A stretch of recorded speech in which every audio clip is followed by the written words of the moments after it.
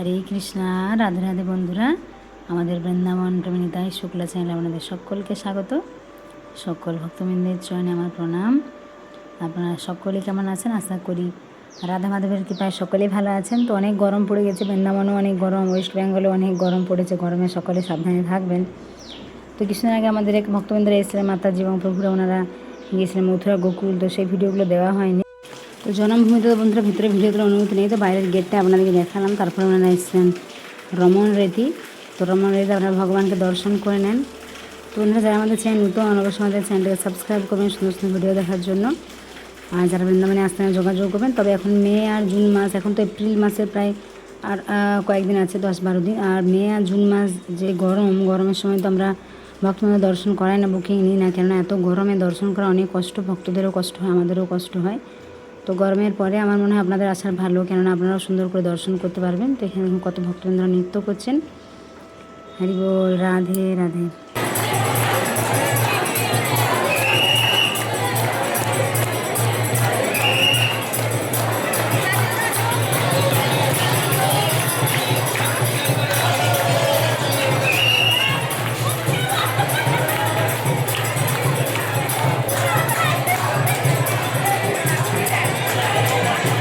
তো আমাদের এই মাতাজি এবং প্রভু যারা এসেছিলেন, ওনারা হঠাৎ প্রোগ্রাম ছিল ওনাদের, মানে বৃন্দাবনে আসতে তৎকাল করে এসেছিলেন। বেশি সময় ছিল না ওনাদের হাতে, কয়েকদিন সময় ছিল। তার মধ্যে আমরা দর্শন করেছিলাম। ওনারা বলেন মাতাজি পরে একবার আমরা আরও গ্রুপ করে সময় নিয়ে আসবো, তখন আরও অনেক মন্দির দর্শন করতে পারবো। আমি বললাম হ্যাঁ তাই করবেন। মাতাজির সাথে মানে এটা অনেক কম সময়েও ওনাদের সাথে একটা ভালো পরিচয় হয়েছিল, যেহেতু আমাদের এখানে বাড়ির মতো। হ্যাঁ, একসাথে বসে আমরা প্রসাদ পাই, মানে দর্শনে যাওয়া, প্রভু নিয়ে গিয়েছিলেন দর্শনে। তো একসাথে গল্প করে একটা বাড়ির মতো অনুভূতি হয়। ওনারা বলছিলেন যে মাতাজি খুব ভালো, কয়েকদিন আপনাদের এখানে থেকেও অনেক ভালো লাগলো, ওনাদেরও ব্যবহার অনেক ভালো। তো এখানে যারা আসে বন্ধুরা এরকমই হয়ে যায়, একটা বাড়ির মতো সম্পর্ক হয়ে যায়, মানে সুন্দর। তো ওনারা যখন বাড়ি যান অনেক মন খারাপ করেনি। যে কিছুদিন আগে আমাদের ভক্তরা এসেছিলেন, যে 9 জনের গ্রুপ, আমাদের বাঁকুড়া, মানে মেদিনীপুর এবং কলকাতা থেকে, ওনারা অনেক ভালো। তো অনেক ভক্তবৃন্দরা এখানে আসেন, মানে প্রায়। তো আপনারা অনেকে আমাদেরকে বললেন মাতাজি আমরাও যাবো 1-2 জন। তো দেখুন 1-2 জন তো এরকম করে হয় না। আমরা যখন 6 দিন 8 দিনের প্রোগ্রাম করাই, তখন 1-2 জনকে তো বিভিন্ন জায়গায় নিয়ে যাওয়া অসুবিধা হয়, তাই না, গাড়ি করে। সেই জন্য আমরা বলি আপনারা যদি গ্রুপ করে আসেন ভালো, 6 জন 8 জন 10 জন 12 জন। তাই বন্ধুরা আমরা বলবো যে গরম মে জুন মাসে তো অনেক কষ্ট। আপনারা যদি কোথাও এসির মধ্যেও থাকেন, এসি গাড়িতেও ঘোরেন, কিন্তু রাস্তাঘাটে তো অনেক গরম। গরমের মধ্যে দর্শন করা অনেক কষ্ট ভক্তবৃন্দদের, কেননা আপনারা এত খরচা করে এত দূর থেকে আসবেন। তো আমার মনে হয় গরম কমে যাওয়ার পরে আসাই ভালো, কেননা আমরাও বুঝতে পারছি যে বৃন্দাবনে কতটা গরম পড়ে গেছে। এখন প্রায় 40-এর কাছাকাছি তাপমাত্রা, আরও 45-48 পর্যন্ত বৃন্দাবনে হয়ে যায়। আগের বছর তো 50-এর কাছাকাছি হয়ে গেছিলো তাপমাত্রা। মে জুন মাসে অনেক কষ্ট। কিন্তু দেখুন বৃন্দাবনে বাস এরকম তো গরমের সময় অনেক গরম, ঠান্ডার সময় অনেক ঠান্ডা, এরকমভাবে থাকতে হয়। দেখুন এখানে দেখুন অনেক ভক্তবৃন্দরা নৃত্য করছেন, আপনারা দর্শন করুন, দেখুন অনেক ভালো লাগবে। রমন রেতিতে অনেক সুন্দর বন্ধুরা। এখানে সবাই যে ভগবান শ্রীকৃষ্ণ যেহেতু এখানে ধুলি খেলেছিলেন, তো ভক্তবৃন্দরা যখন আসেন এখানে ধুলি খেলেন, নৃত্য করা অনেক সুন্দর। আপনারা দর্শন করুন। হরি বল।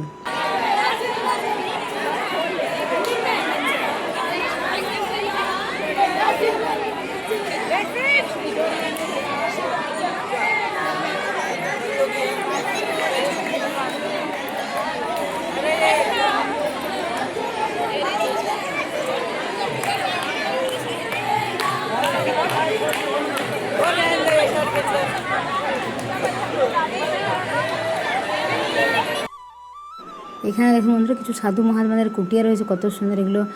উপরটা খড়ের করা হয়েছে এবং এগুলো বাঁশের যে হয়, মানে কাটিং করে কত সুন্দর করা হয়েছে, দেখতে কত সুন্দর অপূর্ব লাগছে, তাই না?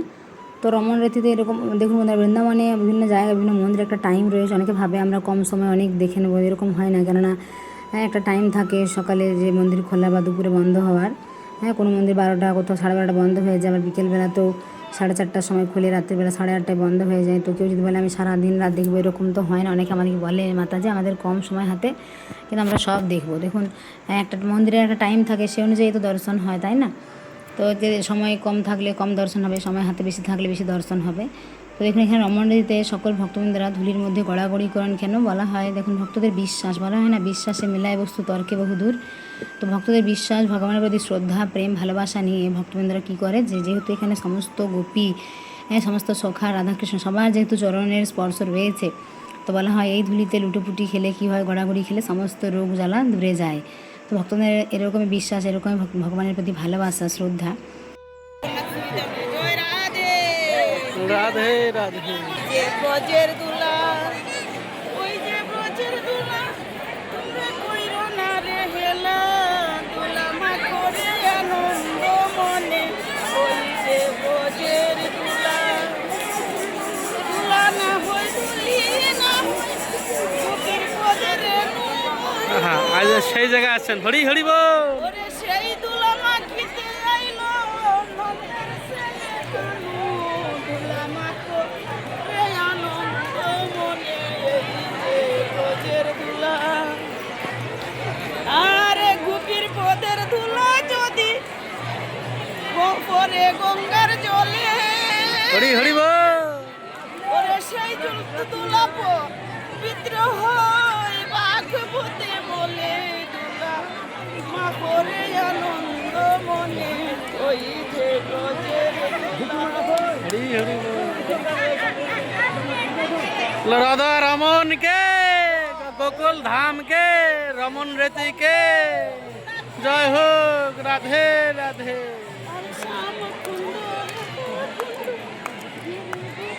তো তারপরে বন্ধুরা আমাদের ভক্তরা গিয়েছিলেন চুরাশি খাম্বা। তো মাতাজি খুব সুন্দর গান করতে পারেন। তো কয়েকদিন ছিলেন, বেশি দিন তো ছিলেন না, আরও বেশি দিন থাকলে হয়তো মাতাজির কাছ থেকে আমরা আরও সুন্দর সুন্দর গান শুনতে পেতাম।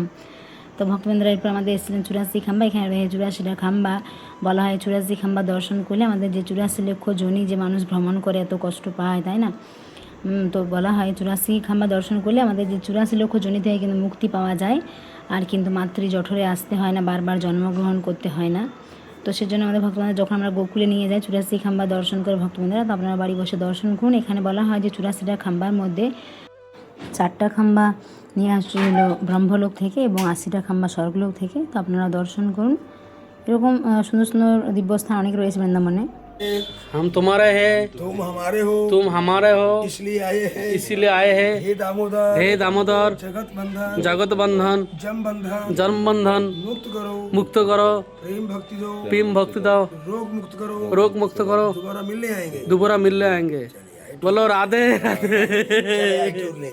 তো তারপরে বন্ধুরা আমাদের ভক্তবৃন্দ এসেছিলেন ব্রহ্মাণ্ড ঘাট। এখানে আপনারা ভগবানকে দর্শন করুন।